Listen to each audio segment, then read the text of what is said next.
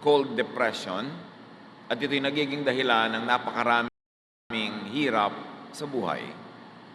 Dealing with depression, yours or other people's depression.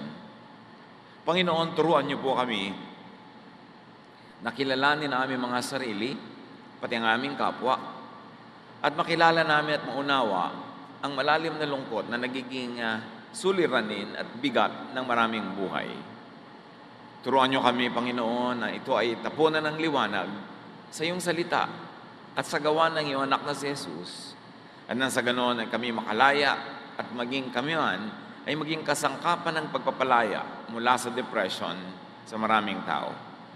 Be our speaker, lead us, teach us, cleanse us, O God, so we can receive your powerful blessing in the name of your Son, Jesus. According to the World Health Organization studies in 2016, 350 million people worldwide suffer from depression. And statistics in 2005 says 15% of depressed people will commit suicide. Over 800,000 people die due to suicide every year around the world. And it is the second leading cause of death globally among 15 to 29 years of age. This is alarming. Napakaraming tao ang sobra ang lungkot at 15 bahagdan ng mga nalulungkot na ito, according to statistics, will commit suicide. At higit na 800,000 tao ang nagsusuicide taon-taon, at sa Japan lang, mahigit 30,000 tao ang nagsusuicide taon-taon. At sa buong mundo, nakakabahala, ang pagpapakamatay ang pangalawang dahilan ng kamatayan ng mga kabataan from 15 to 29 years old. At sa Pilipinas, kumusta naman ang depression?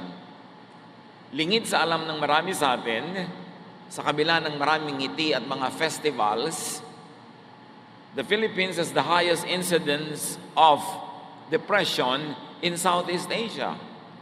At least 4.5 million Filipinos are considered to be depressed.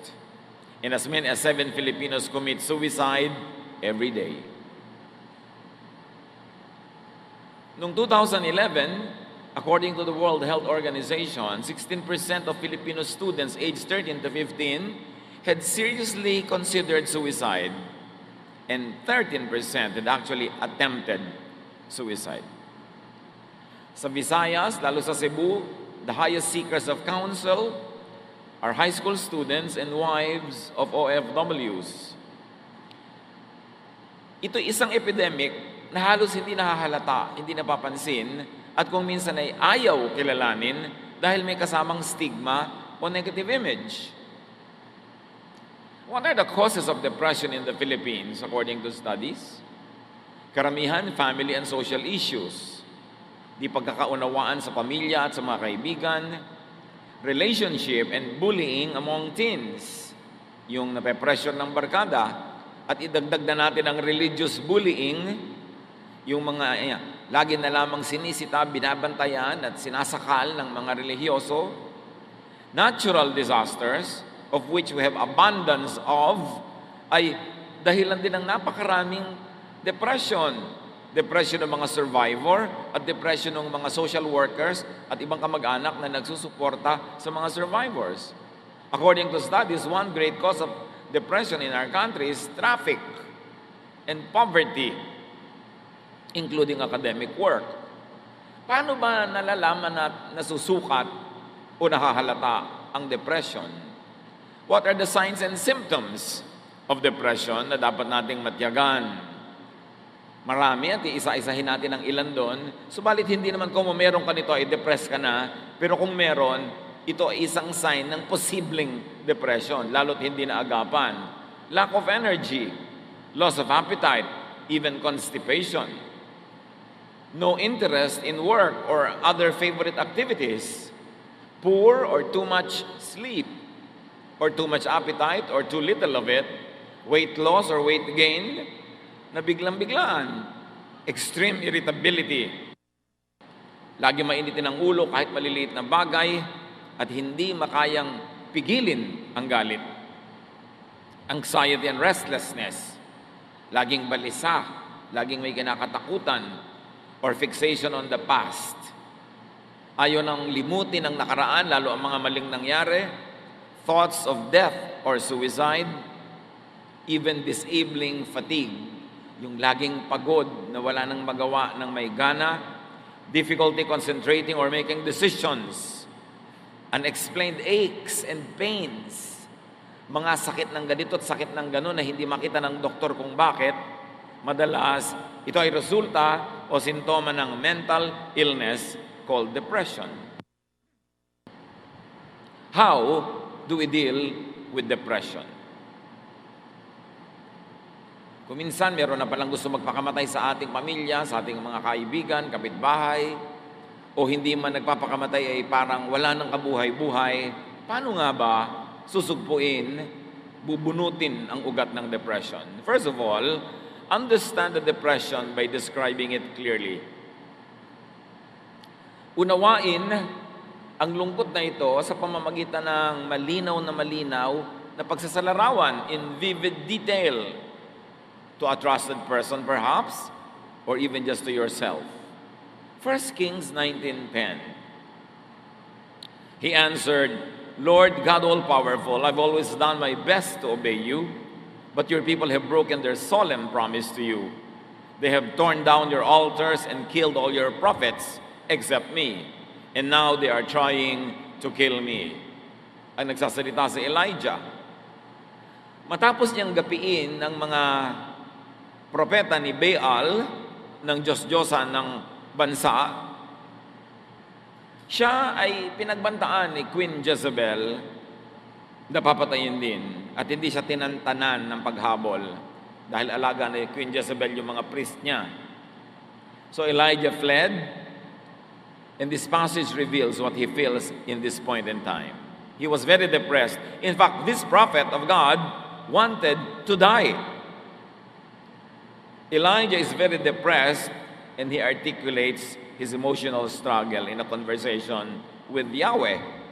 At ang kanyang cause ng kanyang depression, nag-iisa na lang daw siyang matuwid na naninindigan, namatay na daw lahat ng kanyang mga kasamahan, at ngayon siya ay laging hinahabol ng reyna at gusto siyang patayin, at ang mga tao daw ay tumalikod na sa Diyos at sumama na sa mga Diyos-Diyosan.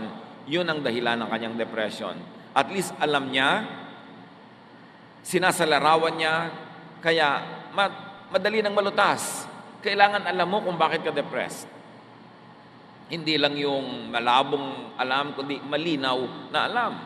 Jeremiah 12:1-4. Whenever I complain to you, Lord, you're always fair. But now I have questions about your justice. Why is life easy for sinners? Why are they successful? You plant them like trees and you let them prosper and produce fruit. Yet even when they praise you, they don't mean it. But you know, Lord, how faithful I've always been, even in my thoughts. So drag my enemies away and butcher them like sheep. How long will the ground be dry and the pasture lands parched? The birds and animals are dead and gone. And all of this happened because the people are so sinful. They even brag, God can't even see the sins we commit. Ito, depressed din ang propetang ito. Alam nyo ba na marami sa mga religious leaders ay depressed sa bigat ng mga dinadala, sa mga nadidinig ng mga suliranin, sa mga nilulutas ng mga suliranin ng mga tao, pinamimigitnaan ng mga hidwaan, sa dami ng mga gulo ng mga anak ng Diyos, ng mga mananampalataya, sa dami ng mga umuusig at nagbabatikos. Marami, in fact, according to studies, kahit sa Pilipinas, maraming religious leaders are seeing psychiatrists. Kasi mabigat ang dala. Itong si Jeremiah was depressed, and he expresses the cause of his depression. Kaya pala siya labis-labis na nalulungkot at nade-depress. Bakit daw yung masasama ang umaasenso? Bakit daw yung masasama ang sasarap ng buhay? At yung mga makadiyos tulad niya, ang siyang nahihirapan. At ito ay idinaing niya, sinabi niya ng walang kagatol-gatol kay Yahweh. So alam niya kung bakit siya depressed. At sinasabi niya yon. Knowing the enemy is important in overcoming it. Knowing what depresses you is important. Kung meron sa atin, naway wala. But according to statistics, meron dapat. Kung meron sa ating nade-depress, unawaing mabuti kung bakit. Alamin ang dahilan. Sabihin mo sa malinaw na salita, kahit sa sarili mo lang manalamin ka, nalulungkot ako, nade-depress ako kasi ganito, ganon. At kahit na yung dahilan mo ay walang kwenta sa tingin ng iba, may kwenta yun sa'yo, kaya ka nga nade-depress. Katulad dito, itong si Jeremiah, ang mismong ikinaka-depress niya, sabi sa Diyos, nasa na inyong katarungan? Bakit ganon? Yung mabubuti ang nagdurusa, yung mga masasama, sila itong nagpapasasa sa saya sa buhay. Hindi siya nahiya sa Diyos na aminin na nade-depress siya doon. At tinatanong niya sa Diyos yung ganong tanong, hindi siya nahiya at tinanong niya talaga. Kahit naman hindi mo itanong, alam naman ng Diyos na tanong mo yun bakit itatago mo pa? Kaya mahalaga, inilalabas. Understand the depression by describing it clearly. Then identify the causes of depression. Una, inuunawa mo kung ano ito, at pagkatapos, ano ang pinagmumulan. Depression is not only something people have, but also something people do. Na ang ating mga depression at lungkot, kadalasan ay bunga ng ating mga ginagawa, ng ating mga gawi, ng ating mga nakasanayan, mga habits, and they could cause depression. Depression is an active experience. And what are the sources of depression? Physiological or physical sources. Yung ating katawan, blood chemistry, mental condition, yung sitwasyon ng ating buong pangangatawan, pagkabusog o pagkagutom, pagkapagod o sobrang pahinga, o ang sobrang pag-iisip na nagpapalit ng hugis ng ating utak, lahat yan ay maaring maging magbunga ng depression. Job 19:17-21, another very depressed man of God. My breath disgusts my wife. Everyone in my family turns away. Young children can't stand me, and when I come near, they make fun. My best friends and loved ones have turned from me. I am skin and bones, just barely alive. My friends, I beg you for pity. Alam natin ang kasaysayan ni Job, dumaan sa pagsubok, naghirap, nagkasakit, nagbutot balat, nabalot ng galis, itinakwil ng kanyang mga kaibigan, mga kamag-anak, ng mga kakilala. Yun ang dahilan ng kanyang depression. At ito ay merong physical reason. May mga tao na de-depress pag nananalamin. Hindi nila gusto ang kanila nakikita. Merong nade-depress sa mga nangyayari sa kanilang katawan. Pagka may umiidad ang mga tao, kuminsan nade-depress din dahil bakit lumihina na yung katawan nila, nakakaramdam ng ganito at ganyan, nakakakosya ng description. So, itong ginawa na pagde-describe na ito ni Job was very helpful in analyzing his situation.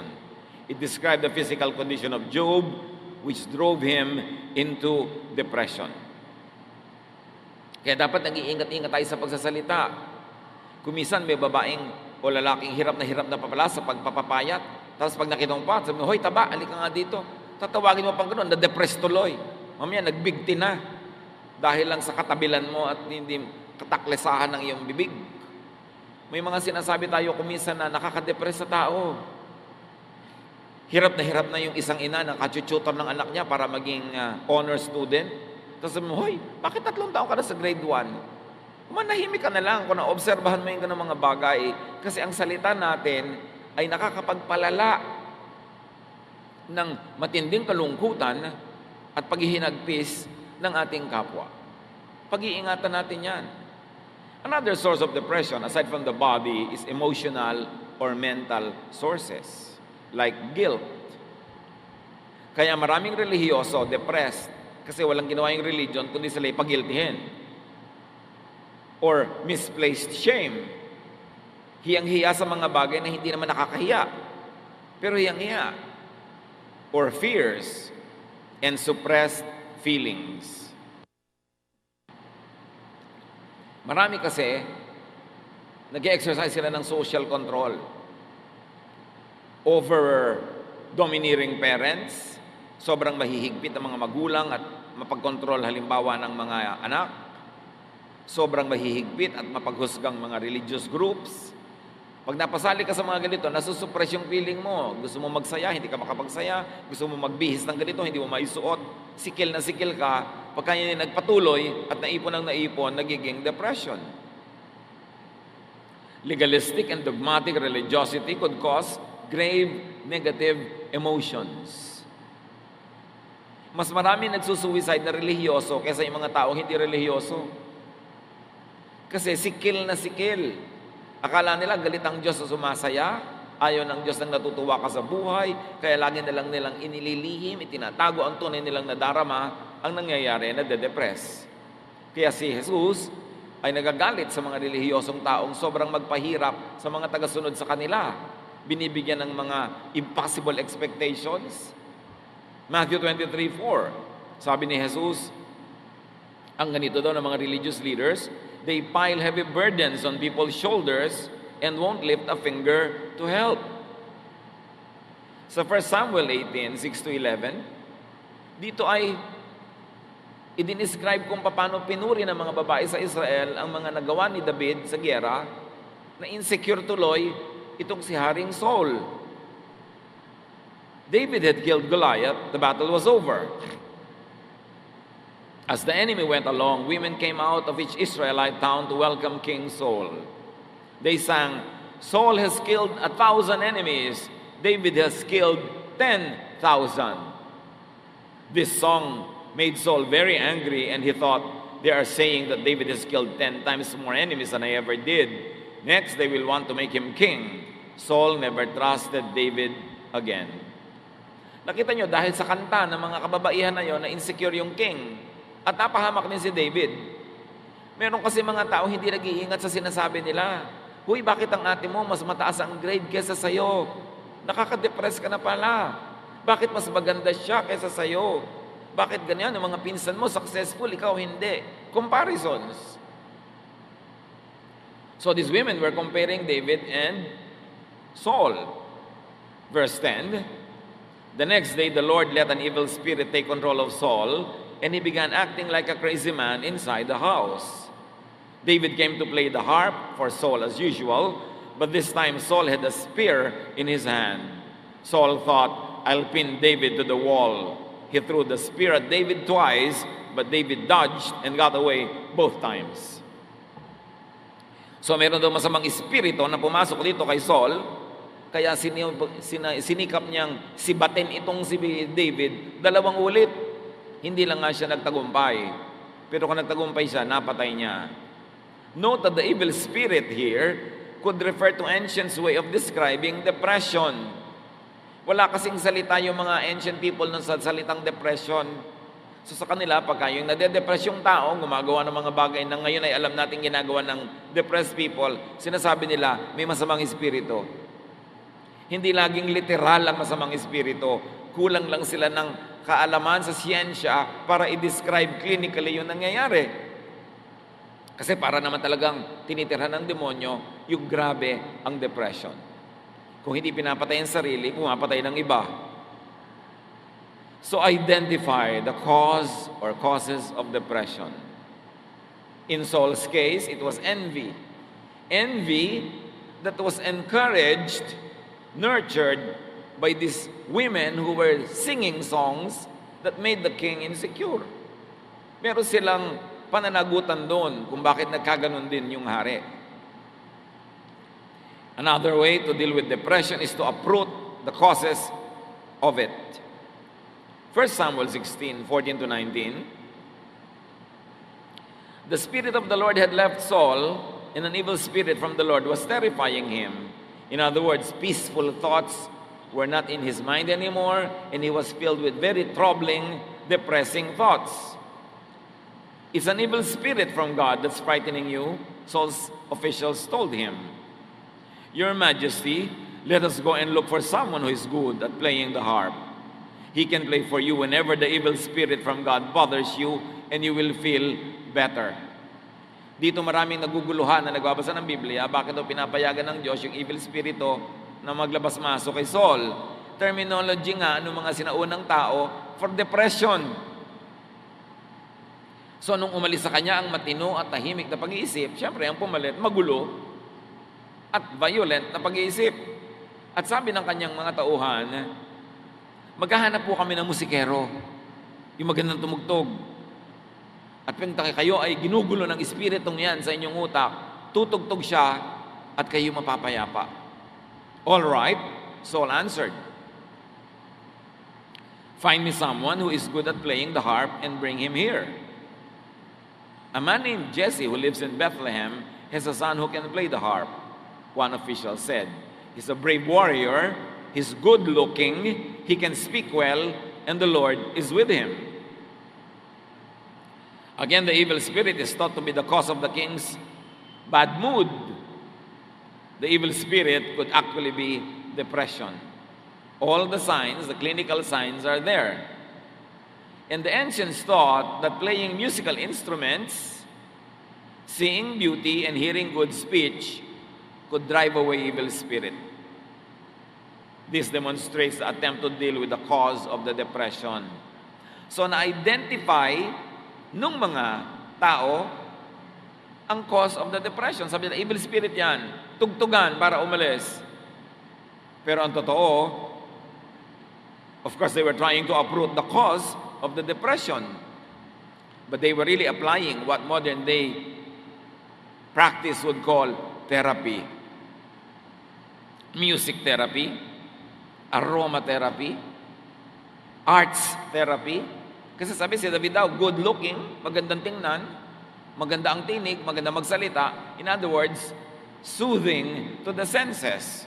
Na ngayon, pinapractice even in psychiatry therapy.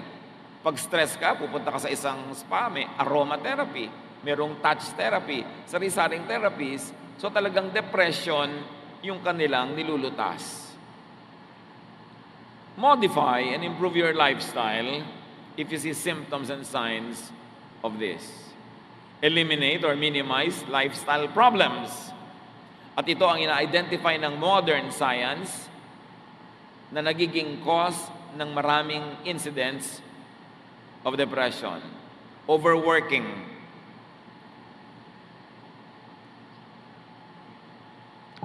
Yang walang tigil na pagtatrabaho, nakaka-depress. Hindi mo na alam, depressed ka na pala. Kaya inutos ng Diyos, kailangan may pahinga bawat linggo. Huwag kang magmimintis ng pahinga. Pag nasobrahan ka ng pagod, pwede ka ma-depress. Lack of exercise.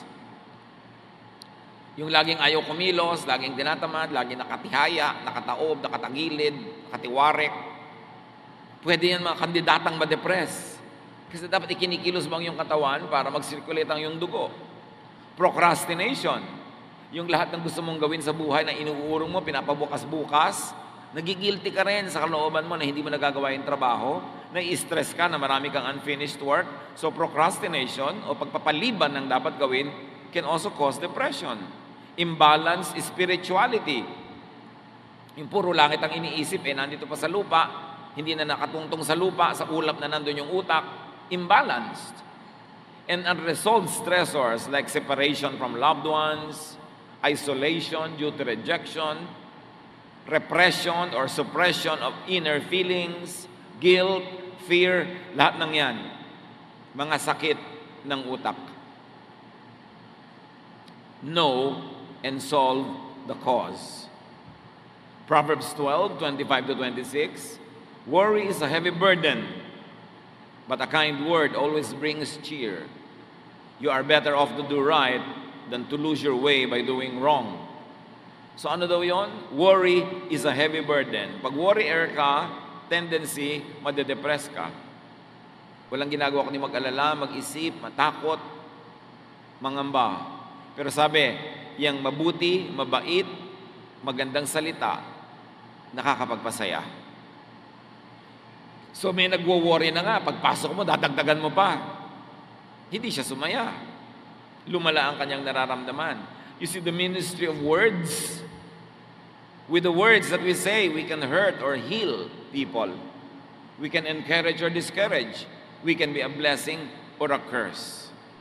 Kaya maganda, iniingatan ng salita, binibitawan yung mabuti, mabait, nakakapagpasaya, nakakapagpatibay ng loob, hindi nakakasira ng loob.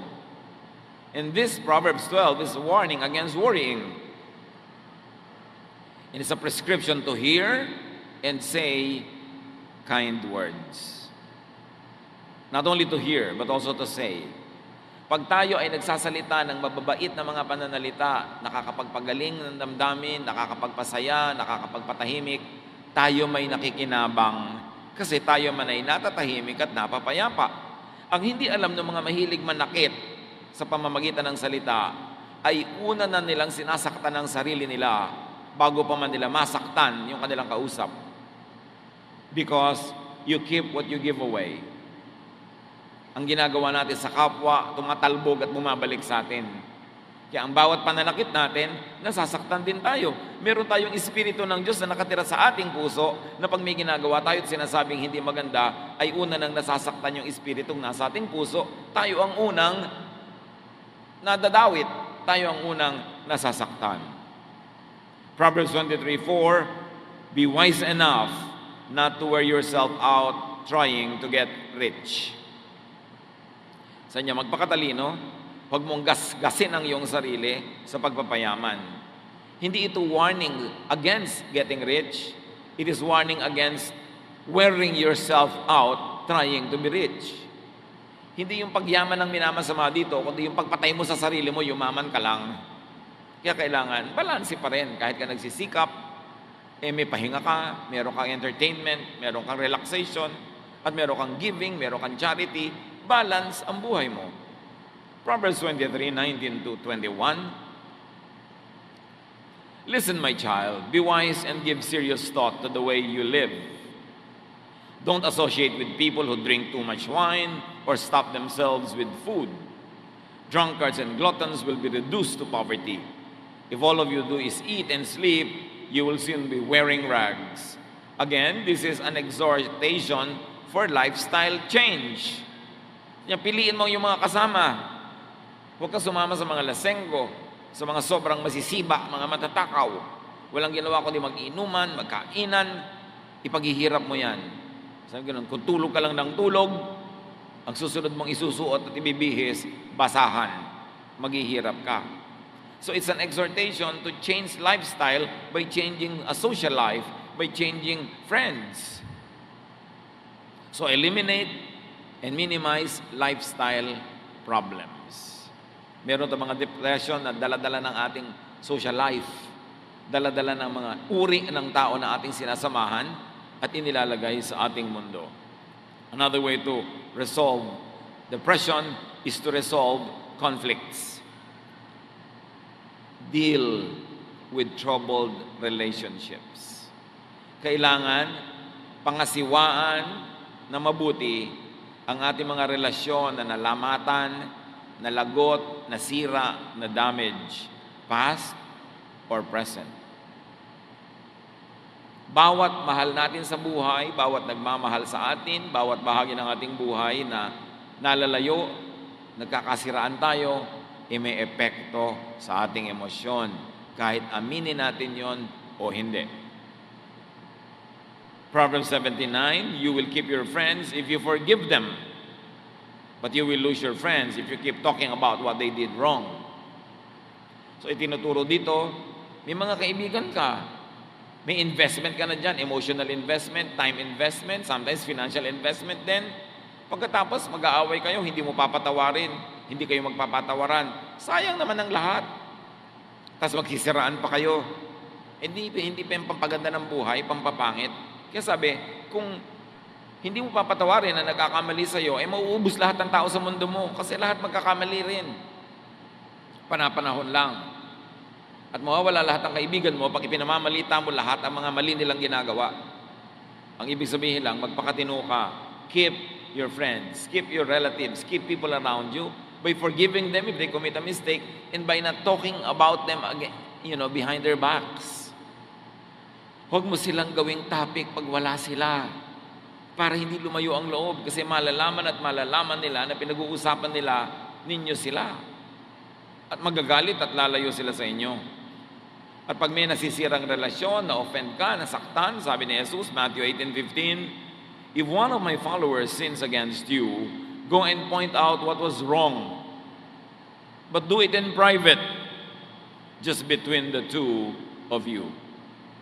So sabi ko nun, pag kami nagkamali sa'yo, kausapin mo ng pribado, sarilinan. Kayong dalawa lang. Para makapagpaliwanag siya, maintindihan mo. Kung mali siya, makahingi siya ng tawad. At kung nagkamali ka ng akala na may ginawa siyang mali, malaman mo ring mali ka. Sabi, pero huwag ka na magsangkot na ibang tao. Dadami lang ang magpapadagdag sa gulo. Kayo na lang dalawa ang mag-usap. Kung gusto mo talagang magkasundo kayo, siya ang kausapin mo. Huwag mo siyang gawing topic ng usapan pag iba ang iyong kausap. Kasi gulo ang pupuntahan ng ganong paraan. Resolve conflicts. Kung meron tayong mga nasirang mga relasyon, habang hindi natin inaayos, yun ay isang sama ng loob na nasa loob ng ating puso. Can you imagine? Sama, tapos nasaan? Nasa loob. Sino ang masisira? Di ikaw, sama ng loob. Kaya yung may sama ka ng loob sa tao, hindi mo pinagtatapat, hindi mo sinasabi, hindi siya nagkakaroon ng pagkakataong ipaliwanag ang kanyang sarili o kaya ay humingi ng tawad. Kim mo yung sama ng loob. Sinong sisirain nun kundi ikaw? At pagka yun ay ipinaghalo-halo mo pa yung mga iba pang mga pinag-usapan na natin na cause that depression, ikaw talaga ay madedepress. At sometimes, wala kang kamalay-malay, ano ba talaga ang tunay na dahilan? Bakit ka matamlay? Bakit ka walang sigla? Bakit ka natatakot? Bakit ka bugnutin? Yung pala, may depression. A sure way to deal with depression is to do good. Gumawa ng mabuti. Affirm and improve your self-worth and that of others. Make yourself and others feel good. Connect with positive people and feelings. Give yourself and others pleasure and satisfaction. Make yourself and others happy. Sa madaling salita, iwasan o bawasan o tanggalin ang depression sa pamamagitan ng kaiga-igaya, masayang pakiramdam. Pasayahin mo ang iyong sarili, pasayahin mo ang iyong kapwa, at sa climate of happiness, you will thrive. Your emotions will heal. The best part of you will come out, and you will be a good product of God's work. Proverbs 14:22, you will earn the trust and respect of others if you work for good. If you work for evil, you are making a mistake. Lagi kang gumawa ng mabuti. Yan ang tamang gawin. Pag may ginagawa kang hindi mabuti, nagkakamali ka sa landas na yung tinatahak. Kasi lahat ng itinatanim ay inaani. At lahat ng inaani, nagbubunga talaga yan. Dumadami. So magtanim ng mabuti para umani ng mabuti. Ang itinatanim nating masama, inaani din natin sa ating buhay. Magandang ministry to make yourself and others feel good, not feel bad. May mga tao ang gifted sila at making people feel bad. Pinapalungkot, nilalait, minamaliit, iniinsulto, kinakawawa, sinasaktan. Hindi yun ang makadiyos na paraan ng pamumuhay at pakikipagkapwa. Sabi sa Ecclesiastes 8:15, so I think we should get as much out of life as we possibly can. There is nothing better than to enjoy our food and drink and to have a good time. Then we can make it through this troublesome life that God has given us here on earth. Sabi niya, alam niyo kung ano ang aking natanto? Dapat matanggap mo mula sa daigdig, mula sa buhay, mula sa langit, ang lahat ng pwede mong matanggap na magagandang bagay. Wala nang hihigit pa na karanasan kaysa masarapan ka sa iyong pagkain, sa iyong iniinom, at masayahan ka sa dumadating at dumaraang oras. Sabi ganon, pag masaya ka, pag nag-e-enjoy ka, malalampasan mo ang lahat ng hirap dito sa mundo. So, napakahirap ng buhay, sabi ni Solomon, maraming pagsubok, maraming sakit, pero kailangan, para ka mag-survive, may enough deposit ka of happiness in your heart. Kasi maraming magwi-withdraw dyan. May mahal ka sa buhay na mamamatay, mayroong magkakasakit, may mapapahamak, may mapapariwara, mayroong mabibigo, at pwede mangyari rin yun sa iyong buhay.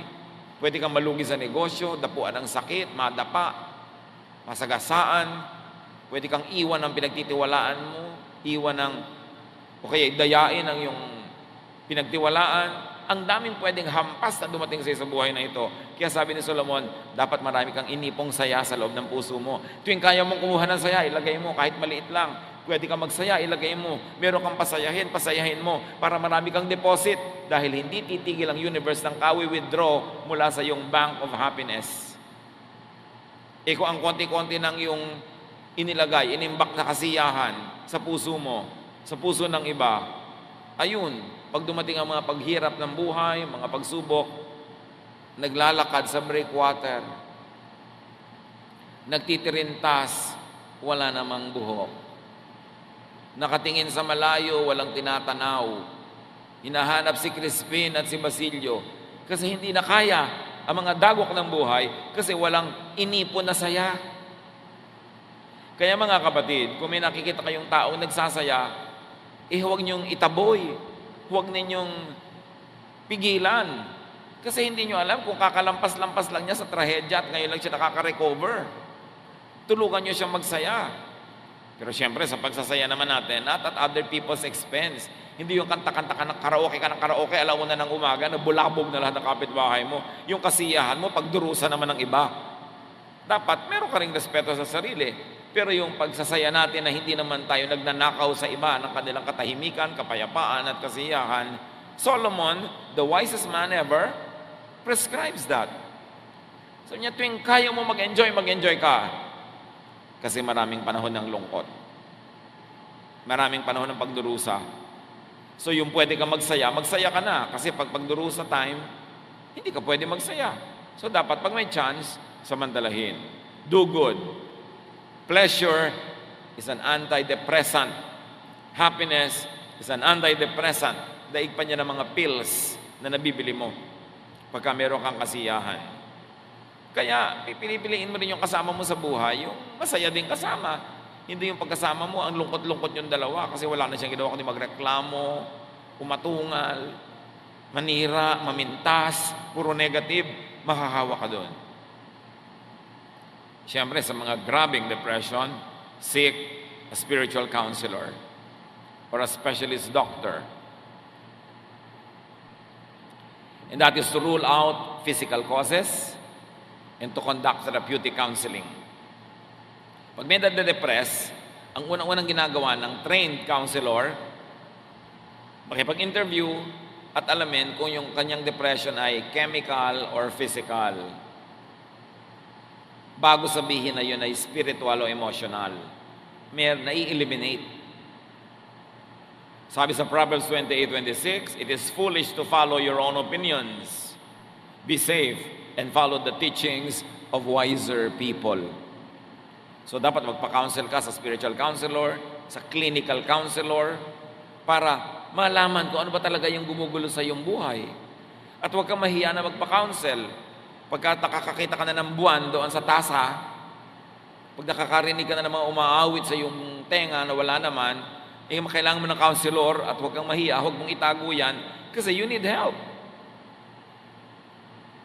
Hindi mo pwedeng pagalingin ang sugat kung tatakpan mo. Kailangan mo siyang tanggalan ng takip, ibunyag, ihayag, langgasin kahit mahapdi, linisin para gumaling.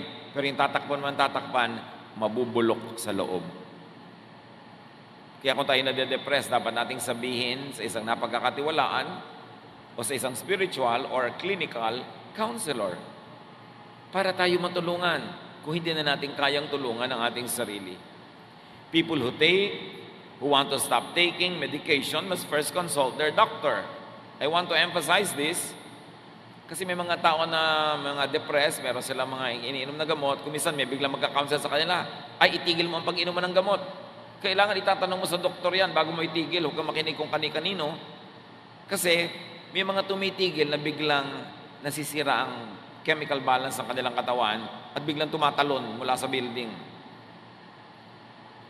I have a friend who jumped from a building in Europe kasi he was taking antidepressant treatments.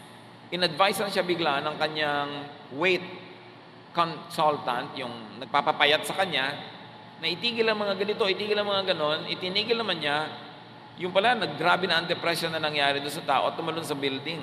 One of the finest persons I know on earth jumped off a building and died because of improper medical advice. Lalong-lalo yung mga pagtitigil ng gamot o pag-inom nito, kailangan professionals ang tinatanong natin tungkol dyan. Meanwhile, most treatments in the Philippines of psychiatric or depression issues are medical and chemical instead of kind words. Di ba sinabi na sa Bible? Kind words. Kind words can heal. Correct words, encouraging words, faith, belief in God, fellowship with fellow believers. Nakakagaling yan. Pero madalas, sa mga professional sa Pilipinas, resetahan ka na lang ng gamot. Binibili mo, may instant relief. Meron ka talaga napapala agad. Pero ang tunay na nagtatagal ay yung kind words. Yung pagbuo muli ng kalooban na nasira, na nabasag, na nahati, na nawasak. Kasi temporary lang yung relief na nanggagaling sa chemicals o mga gamot. Napakadali namang, uminom ka nito para ka makatulog, para hindi na kita problema. Pero yun lang ba talaga ang paggagamot, lalong-lalo sa mga may sakit sa pag-iisip? What are the ways to overcome depression? One, of course, is biologically based intervention. Yung pinag-uusapan natin, paggagamot, medicine. This involves prescription of antidepressant drugs. May instant relief under proper medical advice. But another way is the interpersonally based intervention, which was the ministry of Jesus. Hindi lang binabago ang chemistry ng iyong blood through medicine o food, binabago ang takbo ng iyong isip, which is actually more important and more powerful. Listen and talk to change negative ways of thinking. Pag negative kayo mag-isip, negative ang buhay, nakakatakot ang buhay, walang kwentang mabuhay, gusto ko nang mamatay, gusto kong pumatay, gusto ko siyang sirain, gusto kong manggiba ng mga tao, pag gano'n ka na mag-isip, kailangan mo ng makakausap na matino. Better kung professionally trained.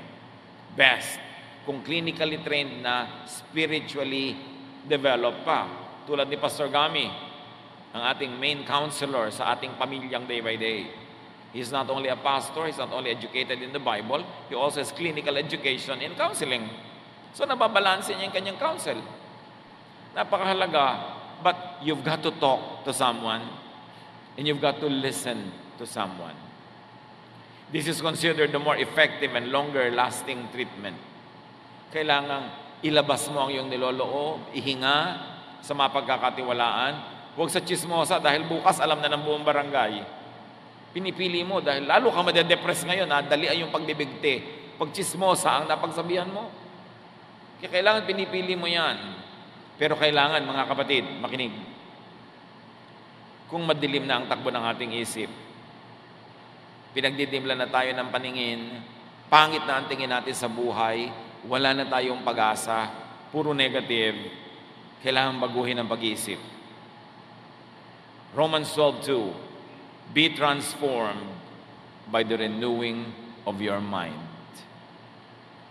Kailangang baguhin mo ang iyong ginagawa sa pamamagitan ng babaguhin mo sa iyong pag-iisip. Sa pag-iisip nagsisimula yan. At ang pinamumugaran ng dyablo ay ang ating utak. Lalo naman na yun ang dapat tahanan ng Espiritu ng Diyos, ang ating isip. Eliminate, minimize negative emotions. Pinag-usapan na natin ang maraming pinagmumulan yan. Identify what causes you to be afraid, to be negative, what causes you to think of bad things, to do bad things, and to say bad things. Dapat bunutin, tanggalin sa buhay. And very importantly, rest. Magpahinga. Madalas, nade-depress tayo, gutom lang o pagod lang. Mahalagang nagpapahinga ang tao and let people rest.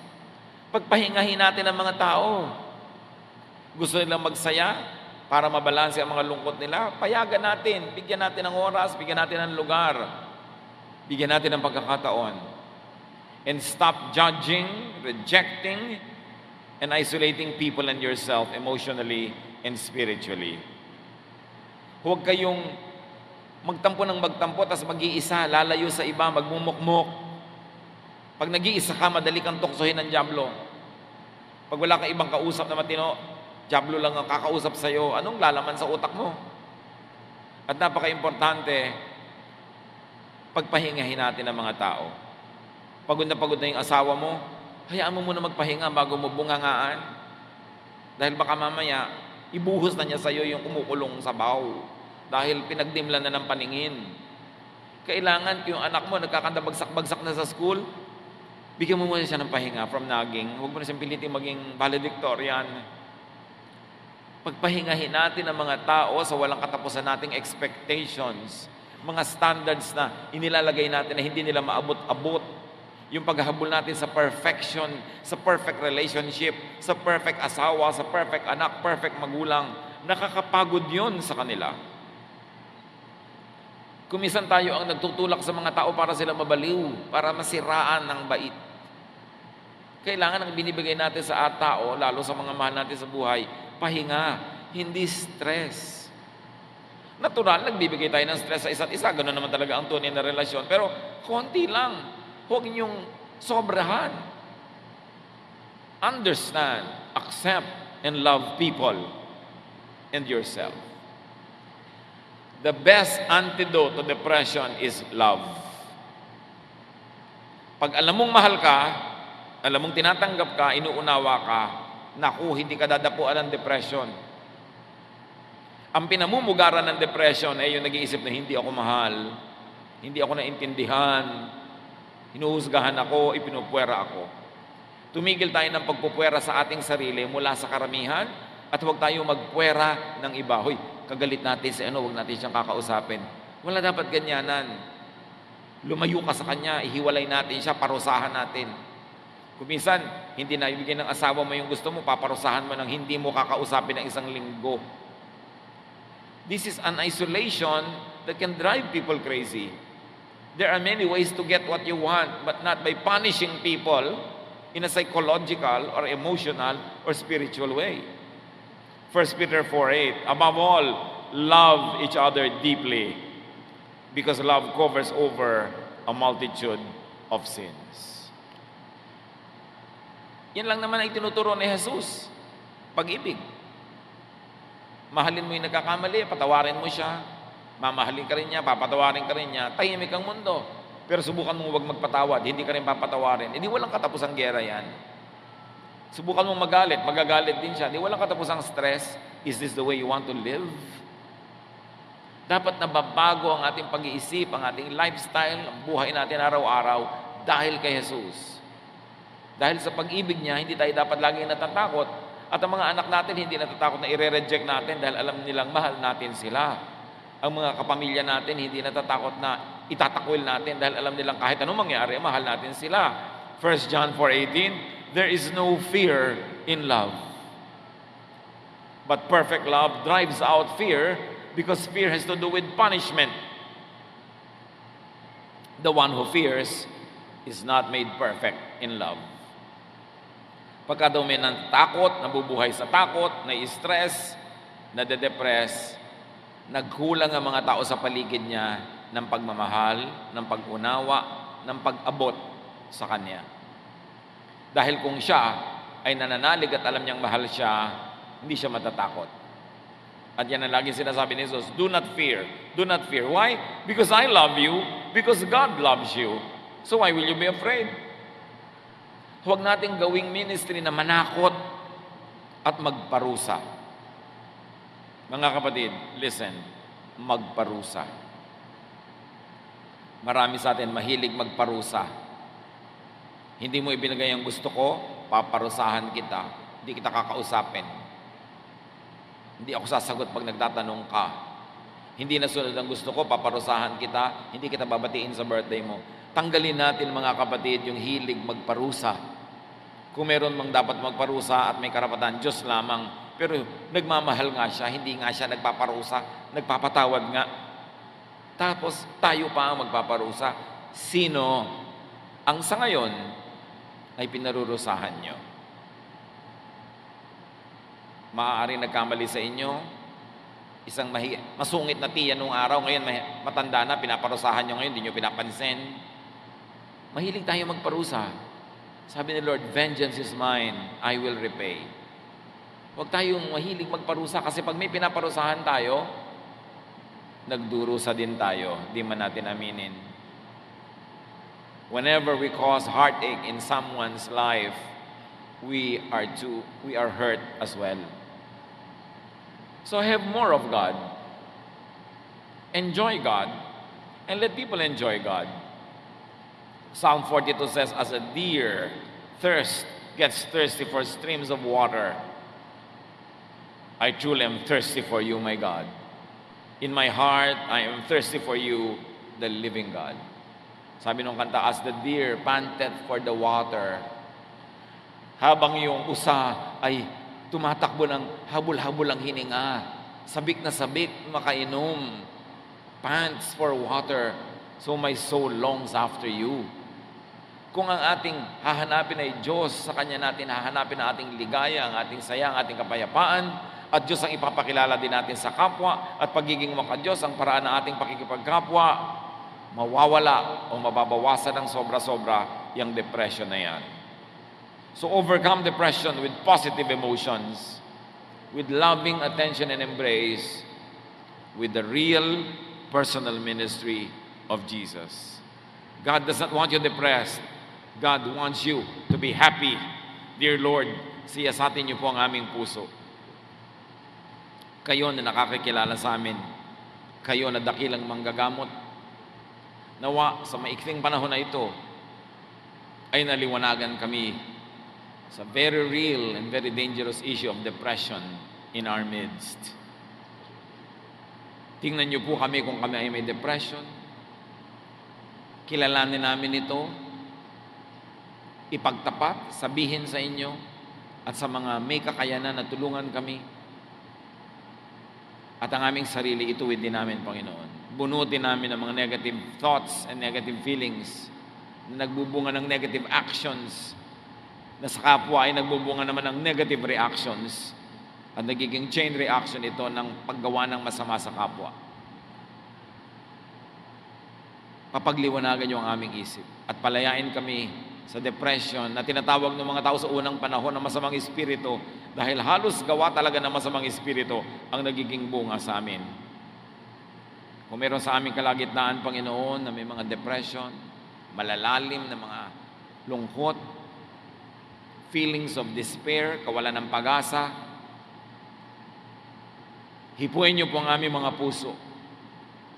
Punuan niyo ito ng pag-ibig ng iyong anak na si Jesus at paggalingin ang mga sugat ng aming damdamin.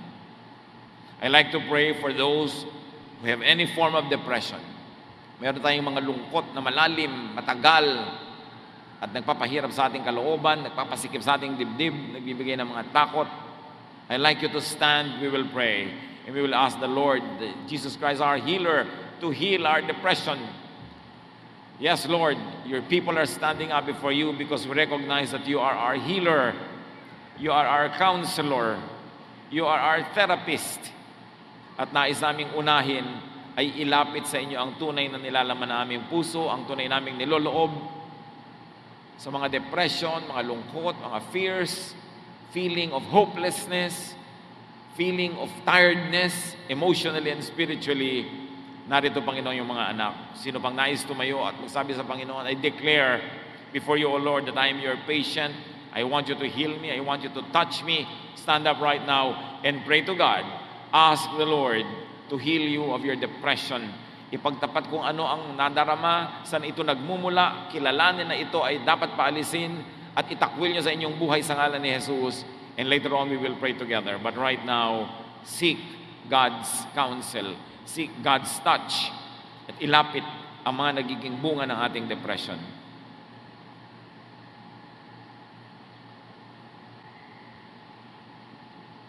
Panginoon naming Diyos, kayo nakakaalam ng ipinagtatapat, inilalapit, idinudulog ng bawat isa.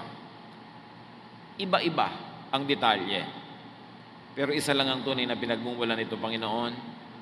Detachment from you and detachment from the people we care about. Mga masasakit na nadama dahil sa pagtanggi, pananakit ng kapwa, paninira ng loob, panghihina ng loob. Panginoon, anuman na nagpapalungkot, nagbibigay ng takot, alalahanin o bigat ng damdamin sa iyong mga anak, Father, in the name of Jesus, your Son, we rebuke and drive away. And we open our hearts to your healing, to your love, to your touch. Hipuin mo, Panginoon, ang damdamin ng puso ng bawat isang ngayon ay lumalapit sa inyo. Palitan niyo ang bawat takot ng katiyakan at pananalig. Palitan niyo ang mga lungkot ng kasiyahan. Palitan niyo, Panginoon, ang mga kahinaan ng lakas at ang lahat ng kadiliman ng inyong makapangyarihang liwanag. Touch our hearts. Heal us of depression, O Lord, whatever form, whatever shape it may come. Lord, heal your people. Cover them with the blood of your Son, Jesus, and let the power of your resurrected Son be made real in the lives of your people. Magsiupo kayo, mga kapatid, at patuloy sa panalangin, dumulog sa Panginoon, at ngayon ay humiling kayo ng mga nais ninyong kagamutan, kagalingan, sapagkat siya'y nakikinig sa atin. Ilapit ang ating mga kahinaan at palitan ng Panginoon ng lakas. Ang ating mga pagdududa ay palitan niya ng pananalig. Ang ating mga kadiliman maging kaliwanagan dahil si Jesus ay liwanag ng sanlibutan. Lord, as your people remain silent before you, work in our midst. Move, O God. Heal your people. Stay in the Lord's presence in silent contemplation.